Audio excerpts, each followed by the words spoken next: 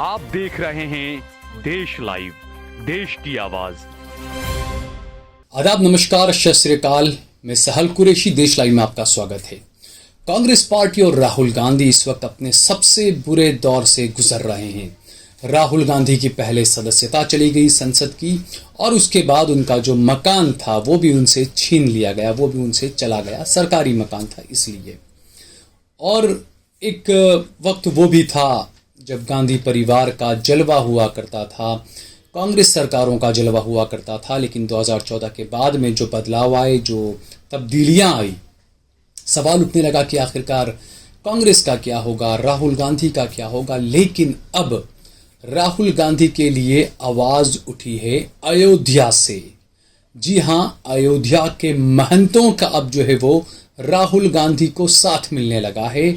और जब उनका मकान छीना गया तो अयोध्या से एक संत ने उठकर कहा कि राहुल गांधी चाहें तो वो हमारे यहाँ पर आकर हमारे आश्रम में रह सकते हैं। इस खबर को हम आगे आपको बताएंगे, लेकिन उससे पहले अगर आपने हमारा चैनल देश लाइव सब्सक्राइब न किया हो तो हमारे चैनल को जरूर सब्सक्राइब कर लीजिए। सोशल मीडिया के तमाम प्लेटफॉर्म्स पर, फेसबुक पर, ट्विटर पर, इंस्टाग्राम पर आप देश लाइव को जरूर फॉलो करें। सहल कुरैशी और सहल कुरैशी ऑफिशियल के पेज को भी आप फेसबुक, इंस्टाग्राम और ट्विटर पर ज़रूर फॉलो कीजिए। इसके अलावा हम अपनी हर खबर में आपसे अनुरोध करते हैं कि ज़्यादा से ज़्यादा हमारा सहयोग करें। ज्वाइन बटन दबाकर भी हमारा सहयोग करें। आप अगर फेसबुक पर हमारे वीडियो देख रहे हैं तो ज़्यादा से ज़्यादा स्टार के ज़रिए हमें सहयोग करें। हम बात कर रहे हैं कांग्रेस पार्टी की और राहुल गांधी की। राहुल गांधी कांग्रेस पार्टी अपने सबसे बुरे दौर से गुजर रहे हैं। 2024 का लोकसभा चुनाव सर पर है, और उससे पहले जो कुछ घटनाक्रम हो रहा है, ऐसे में अयोध्या से, जो राम की नगरी जिसे अब बताया जा रहा है, उस अयोध्या से आवाज़ उठी है राहुल गांधी के लिए। और कुछ साधु संतों ने खड़े होकर राहुल गांधी का समर्थन किया है और ये कहा है कि राहुल गांधी चाहें तो हनुमानगढ़ी में हमारा आश्रम है, वहां पर आकर आप रह सकते हैं राहुल गांधी। और ये जो बातें कही है, ये अयोध्या के महंत संजय दास जी ने कही है। उन्होंने कहा है कि हमारा आश्रम है, आप यहाँ पर आइए, आप यहाँ पर रुकिए। और साथ ही साथ महंत दास ने राहुल गांधी को ये भी कहा कि अयोध्या आए और सरयू नदी में स्नान करके हनुमानगढ़ी में दर्शन करें। वो अयोध्या में रहना चाहें तो संतों का आश्रम उनके लिए खुला है। हमारे आश्रम पर जैसे श्रद्धालु आते हैं और रहते हैं, वैसे ही राहुल गांधी भी यहाँ पर आकर रह सकते हैं। सभी 8 प्रकार की सिद्धि और कलयुग में भी भक्तों के सभी मनोरथ पूरे करने वाले हैं। यहाँ पर आप आए, हनुमान जी का प्रताप जो है वो चारों तरफ है। ये बातें कही है महंत संजय दास जी ने। और आगे उन्होंने ये भी कहा, क्योंकि जैसा मैंने बताया कि कांग्रेस पार्टी इस वक्त सबसे बुरे दौर से गुजर रही है, तो यहाँ पर जो संत महंत दास जी जो हैं, उन्होंने ये भी कहा कि अगर राहुल गांधी हनुमान जी की शरण में आते हैं तो उनका कल्याण होगा, सभी प्रकार की बाधाएं समाप्त होंगी, वातावरण उनके अनुकूल हो जाएगा। हनुमत से ही सर्व सुख करई, यानी कि हनुमान जी की सेवा करने से सभी प्रकार के सुखों की प्राप्ति होती है। इसमें किसी भी प्रकार का कोई संदेह नहीं है। ये कहना है महंत जो हैं अयोध्या के संजय दास जी, जो अखाड़ा परिषद से भी जुड़े रहे हैं। और उन्होंने, क्योंकि ये देखा गया कि 2014 के बाद से ऐसा लगा कि जो हिंदुत्व का जो ब्रांड एक बना दिया गया, और हिंदुत्व के ब्रांड पर बीजेपी ने अपना, मान लीजिए, स्टैंप लगा दिया हो कि बस वो हिंदू हैं, बाकी कोई हिंदू नहीं है। और एक झूठा दुष्प्रचार ये किया गया कि कांग्रेस पार्टी जो है वो मुल्लाओं की और मुसलमानों की पार्टी है। हालांकि हमने तो ऐसा कुछ नहीं देखा, क्योंकि सबसे ज़्यादा, मैं मानता हूं कि अगर सबसे ज़्यादा किसी को मुसलमानों से परेशानी हुई है तो वो मोदी के बाद में कांग्रेस पार्टी से हुई है, बल्कि मोदी से पहले, क्योंकि सबसे ज़्यादा जो मुसलमानों को जेलों में ठूंसा गया वो कांग्रेस के कार्यकाल में ठूंसा गया। और ये भी बातें सामने आई कि सबसे पहले जो राम मंदिर, जो बाबरी मस्जिद थी, उसका ताला राम मंदिर के तौर पर अगर किसी ने खोला तो वो राजीव गांधी ने खोला था। तो ये जो तमाम चीज़ें हैं कि क्या एक बार फिर से जो इतिहास रहा है उसको जिंदा करने की कोशिशें अब क्या साधु संतों की तरफ से की जा रही है? क्योंकि अयोध्या के संत का बाहर आना और ये कहना कि राहुल गांधी आप हमारे यहाँ पर आइए, हमारा आश्रम आपका घर है, क्योंकि ये तो वो दौर है कि हर कोई मोदी मोदी कर रहा है, हर किसी को मोदी का डर है, भय है कि हम अगर कुछ बोलेंगे राहुल गांधी के समर्थन में या मोदी के विरोध में या बीजेपी के विरोध में तो बाकायदा हमारी कब्र खोद दी जाएगी। ये अमूमन हर तरफ माना जा रहा है। लेकिन ऐसे में महंत संजय दास ने उठकर जो बातें कही है ये कई बातों की तरफ इशारा करती है, क्योंकि जिस तरीके से मैंने बताया कि जो हिंदुत्व की राजनीति इस देश में चल रही है, एंटनी कमेटी ने कांग्रेस को और ज्यादा गर्क में ले जाने के लिए एक रिपोर्ट अपनी दी थी। एंटनी कमेटी की रिपोर्ट थी वो, उसमें यह कहा गया था कि 2014 का चुनाव कांग्रेस जो हारी है उसके लिए कहीं ना कहीं जिम्मेदारी उन्होंने एक तरह से मुसलमानों को बता दिया था कि कांग्रेस को हिंदुत्व की तरफ जाना चाहिए, सॉफ्ट हिंदुत्व की तरफ कांग्रेस को जाना चाहिए।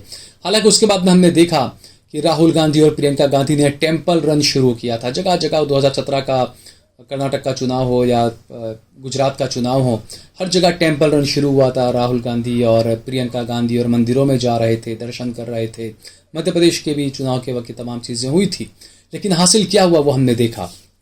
लेकिन कुछ लोग ये भी कह रहे हैं कि कुछ तो हासिल हुआ कांग्रेस पार्टी को, कि मंदिर जो टेम्पल रन का जो गेम खेला तो यकीनन हमने देखा कि गुजरात में भी सरकार बनाने तक पहुंच गई थी कांग्रेस पार्टी, कर्नाटक में भी सरकार बनाने तक पहुंच गई थी कांग्रेस पार्टी, मध्य प्रदेश में भी सरकार बनाने तक पहुंच गई थी कांग्रेस पार्टी, लेकिन सरकार बना नहीं पाई थी।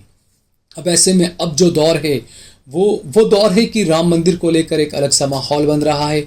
और ऐसे में राम मंदिर से ये आवाज़ उठना संतों की तरफ से, मैं आपको थोड़ा सा कुछ विस्तार से कुछ बता दूं कि ये जो महंत संजय दास जो है वो कौन है, क्या है, उनके बारे में आपको बताते हैं कि हनुमानगढ़ी मंदिर के महंत संजय दास और कांग्रेस पार्टी के लिए उन्होंने अपना जो समर्थन दिया है, क्योंकि हनुमानगढ़ी के जो पहले जो महंत हुआ करते थे ज्ञान दास, उनकी जगह पर यहाँ पर ये महंत संजय दास हैं। और अच्छा हनुमानगढ़ी का और अखाड़ा परिषद का एक अलग ही रुतबा रहा है, एक अलग ही उनका मकाम रहा है। तो ऐसे में साधु संतों की तरफ से कांग्रेस पार्टी के लिए या राहुल गांधी के लिए अपने द्वार खोल देना, ये अपने आप में आने वाले वक्त में एक अलग तरह की राजनीति का संकेत दे रहा है। क्योंकि लोकसभा चुनाव 2024 में है, लेकिन उससे पहले राजस्थान में चुनाव है विधानसभा के, मध्य प्रदेश में विधानसभा के चुनाव होंगे, उसके अलावा कर्नाटका में विधानसभा के चुनाव हैं, तेलंगाना में विधानसभा के चुनाव हैं। ये तमाम राज्यों में क्या असर रहेगा। और राहुल गांधी, हमने देखा था कि एक रैली में उन्होंने कहा था कि मेरे पास में अपना खुद का घर भी नहीं है रहने के लिए, खुद का अपना जाती मकान मेरे पास में नहीं है। उसके चंद कुछ दिनों के बाद में उनका मकान भी छीन लिया गया। और यानी ये एक मैसेज देने की कोशिश की गई है कि देखिए हम तो, हमारे सामने जब राहुल गांधी का कुछ नहीं आता तो फिर आप लोग क्या हो हमारे सामने। क्योंकि ये जो भय का माहौल उसमें यही होता है कि जब किसी से हम कहते हैं कि आप आगे बढ़िए, आप आगे आइए, तो कहते नहीं हमें तो डर लगता है, हमारा काम धंधा बंद कर दिया जाएगा, हमारे घर पर बुलडोजर चला दिया जाएगा। ये डर, ये भय लोगों के दिलों में है। तो ऐसे में मोदी और शाह का इतिहास रहा है। गुजरात से आप उठाकर देखें, गुजरात के जो आईपीएस अधिकारी हुआ करते थे, जो नेता हुआ करते थे, आडवाणी भी उसमें एक मिसाल है कि जिन्होंने मोदी शाह का विरोध किया, जिन्होंने मोदी शाह को जो चीज़ें पसंद नहीं आती वो चीज़ें या वो बातें अगर कर दी तो उसको किस तरीके से निपटा दिया गया। ये हमने गुजरात से लेकर दिल्ली तक के 2014 तक का जो सफ़र रहा मोदी का शुरुआती सफ़र, वहाँ हमने देखा कि क्या क्या हुआ, किस तरीके से नेताओं को निपटा दिया गया, किस तरीके से अधिकारियों के साथ में क्या क्या किया गया, संजीव भट्ट वगैरह बहुत सारे ऐसे मिसालें हैं। तो यकीनन लोगों में डर लगना लाजमी है, लेकिन ये तमाम चीज़ें करके एक एग्जाम्पल सेट किया गया कि देखिए आईपीएस अधिकारी था संजीव भट्ट, जब वो आईपीएस रहकर वो कुछ नहीं कर पाया तो बाकी के लोग क्या कर सकेंगे मेरा। राहुल गांधी इतने बड़े नेता, गांधी परिवार से आते हैं, उनके परिवार ने 3 प्रधानमंत्री दिए और उसके बाद भी देखिए वो कुछ नहीं कर पाए, उनका हमने कैसा क्या कर दिया। तो आम लोगों के जहन में कि सिक्का जमाने में बीजेपी और मोदी कामयाब हुए कि जब राहुल गांधी कुछ नहीं है तो आप लोग क्या चीज़ हो। यानी कि जो विरोध के स्वर हैं उसको किस तरीके से दबा दिया जाए, ये काम इस देश के अंदर हो रहा है। तो ऐसे में जैसा मैं बार बार ये बात कहता हूं, मैंने कल ही एक बात कही थी कि वो वक्त जरूर आएगा कि जो हिंदुत्व का ब्रांड जो लोग बन रहे हैं, कुछ अच्छे हिंदू खुद खड़े होकर इनका विरोध करेंगे। तो क्या माना जाए कि ये शुरुआत अयोध्या से हो चुकी है। महंत संजय दास ने इसकी शुरुआत कर ली है, राहुल गांधी को अपने वहां पर बुलाकर। ये तमाम चीजें देखने वाली होगी, क्योंकि ये जब एक बहस चली थी देश के अंदर अच्छा आतंकवादी, बुरा आतंकवादी, हिंदू आतंकवादी, मुसलमान आतंकवादी। तो अब ये बहस शायद मेरे ख्याल से चल जाए, अच्छा हिंदू और बुरा हिंदू, अच्छा हिंदू किसके साथ रहेगा, बुरा हिंदू किसके साथ रहेगा, ये जो है वह आने वाले वक्त में सब पता चल जाएगा। सत्ताएं आती जाती रहती है, अंदर अंदर लड़ना छोड़ दीजिए, इससे आपको कुछ भी मिलने वाला नहीं है। अगर आपको यह खबर पसंद आई हो तो इस पर कमेंट करिए, इसे लाइक करिए, इसे ज़्यादा से ज़्यादा शेयर करिए। आप हमारा ज्वाइन बटन दबाकर हमारा सहयोग करिए, समर्थन करिए। और अगर आप फेसबुक पर हमारा वीडियो देख रहे हैं तो ज़्यादा से ज़्यादा स्टार बटन दबाकर हमारा सहयोग करिए।